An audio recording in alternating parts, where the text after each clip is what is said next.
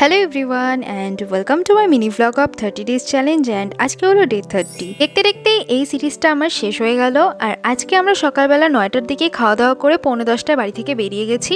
আর আজকে আমরা বাস স্ট্যান্ডও পৌঁছাইনি, হসপিটালের সামনে বাস পেয়ে গেছি, তো সেটাতেই উঠে গেছি আর যাচ্ছি আমরা জলপাইগুড়িতে। জলপাইগুড়ি যাওয়ার কারণটা চলো তোমাদের সাথে শেয়ার করি। তো আগের দিন যখন আমি স্মার্ট বাজার গেছিলাম তখন আমি একটা ভুল জিনিস পারচেস করে নিয়েছিলাম অ্যান্ড বিল করানোর পর যখন আমি ওটা রিটার্ন করতে গেলাম তো আমাকে বললো যে ক্যাশ রিটার্ন করবে না, টাকাটা আমার ফোন নাম্বারেই জমা থাকবে অ্যান্ড নেক্সট টাইম যখন আমি কোনো কিছু পারচেস করব তখন আমি সেই টাকাটা দিয়ে জিনিসটা কিনতে পারবো।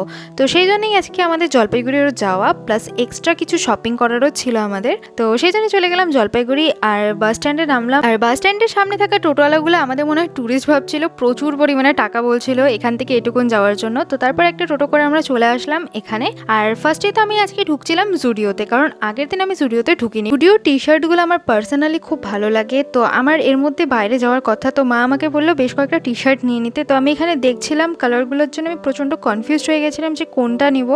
তো তারপর মা আমাকে বললো এই ব্ল্যাকটা নিতে, সাথে আমি আরও একটা নিয়েছি টি শার্ট আর এই কাজলটা নিয়েছিলাম ব্লু কাজল।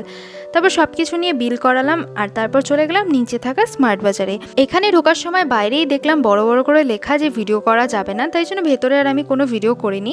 একবারে শপিং করে বাইরে বেরিয়ে তোমাদের সাথে আমি শেয়ার করছি। তো এই হলো আমার শপিং। আর এখান থেকে বেরিয়ে আমরা চলে গেছিলাম খাওয়া দাওয়া করতে। তারপর তাড়াহুড়ায় আমি আর ভিডিও সেভাবে করতে পারিনি। তো তারপর আমরা পৌঁছে গেছিলাম বাস স্ট্যান্ডে আর সেখান থেকে ময়নাগুড়ি আসার পর মা এখানে নেমে গেল আর আমি একাই তারপর মালবাজারে চলে আসলাম। আর একা আসতে তো আমার প্রচণ্ড বিরক্ত লাগছিল প্লাস ঘুমও পাচ্ছিল, কিন্তু কোনোভাবে গান শুনে আমি আমার ঘুমটাকে কাটালাম। তারপর নেমে পড়লাম ক্যালটেক্সে আর সেখান থেকে টোটো করে চলে যাচ্ছিলাম বাড়িতে, কিন্তু বাবা ফোন করে বললো যে এসির ব্যাটারি শেষ হয়ে গেছে, তো ব্যাটারি নিয়ে আসতে আবার দোকানে ঢুকলাম, সবকিছু নিয়ে বাড়ি আসলাম। আর এই যে কুরকুরে শেজওয়ান চাটনি যেটা নিয়ে আসছি আজকে, এটা খেতে একদম বিচ্ছিরি ছিল, আমার পার্সোনালি ভালো লাগেনি, তাই তোমাদের সাথে ছোট করে একটা রিভিউ শেয়ার করে দিলাম। তারপর ডেলিভারি কাকুটা আসলো আর সারাদিন আমাকে এত হেরেক দিয়েছিল যে পার্সেলের উপর আমার অ্যাড্রেস লেখা সত্ত্বেও কাকু অন্য রাস্তায় চলে গেছিল। তো ব্যাস আজকের জন্য এটুকুই।